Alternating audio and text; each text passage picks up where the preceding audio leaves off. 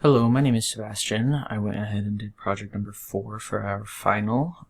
This was a comparison between two graphical user interfaces, or GUIs. The two interfaces being the KDE interface and the GNOME interface. So I just have a little side-by-side comparison here for you of those two different GUIs. You might notice that they are installed on two different distributions of Linux. This is because Red Hat's RHEL 8 does not support the KDE GUI at this point. So I went ahead and downloaded a copy of CentOS 8 and used that for my exploration of the KDE GUI. So I'll go ahead and get logged in and just highlight a couple of the major differences that I noticed between the two different graphical user interfaces. So other than the general color and themes being brighter on the left-hand side, which is the KDE graphical user interface, you'll notice that there are a lot more things on the desktop in general of the KDE GUI than are on the right-hand side with the GNOME GUI. You have at the bottom of the screen on the KDE GUI a toolbar very similar to the Windows toolbar, where you have an applications launcher that lists all of your downloaded applications, groups them, and gives you a search feature, as well as the toolbars pinned tasks and applications that you want to customize down there. It's got features over here on the right, like a mix amp adjuster to allow you to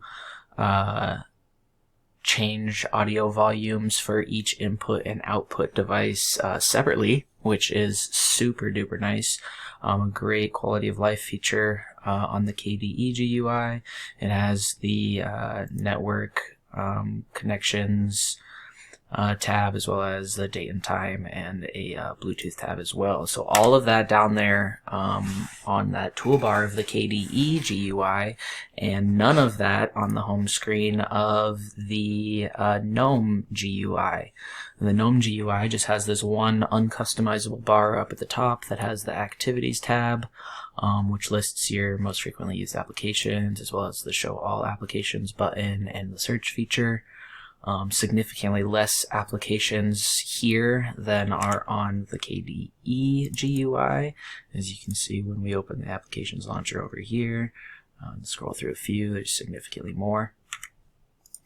The second thing on the toolbar at the top of the GNOME GUI is the date and time, which is just that, plus a calendar if you click on it.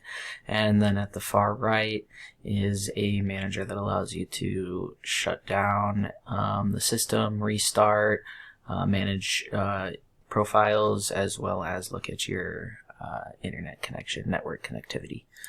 So significantly less on the home screen of the GNOME GUI than there is on the KDE one. And from what I found out through my research and experimentation, is this is by design. The GNOME GUI is designed to be as easy as possible to learn and use, be as accessible as possible to new people, as well as streamline processes and have as little clutter as possible to promote the highest amount of productivity. On the other hand, you have significantly more customizable and multi-functioning user interface with the KDE user interface. I'll give you an example of the customization that you can find on KDE is the widgets that you can put on the home screen. So all you have to do is right click and add widgets, and you are given an extensive list of small applications which you can pin to your desktop. This can be very nice for things like if you are trying to track stock markets, you can have a stock market widget, or if you need a calculator, you can have a calculator widget. And all of these things are extremely personalized to whatever it is that you are using your Linux OS for. The other big difference that I noticed between the two GUIs was the ease of multitasking.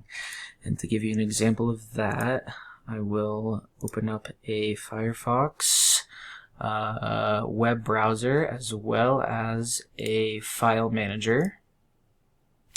And for good measure, I will also open up a calculator. So let's say I needed to do multiple different things on multiple different tabs at the same time.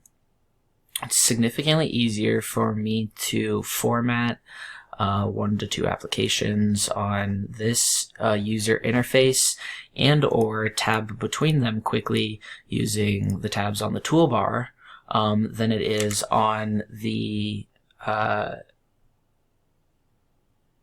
GNOME interface, which does not have the toolbar along the bottom, therefore makes it significantly harder to tab back and forth between targets. So let's say I also have a terminal and a web page open at the same time, and I want them both to be big. I now cannot get back over to my my web browser without closing this application down and going back to my web browser and reopening it that way. So there, with there not being a tab along the bottom, a toolbar for multitasking, makes it significantly harder to do so on the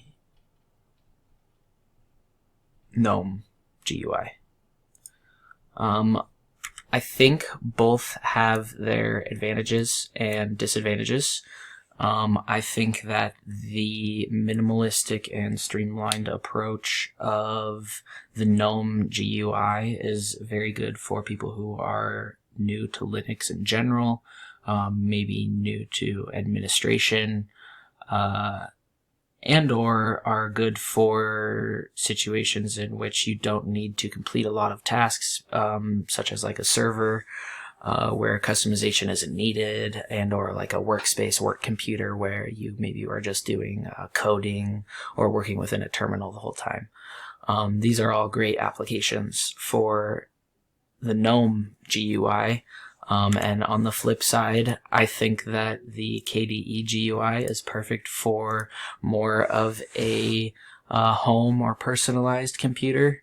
Something that you are okay taking the time to set up and personalize and customize, and that is important to you.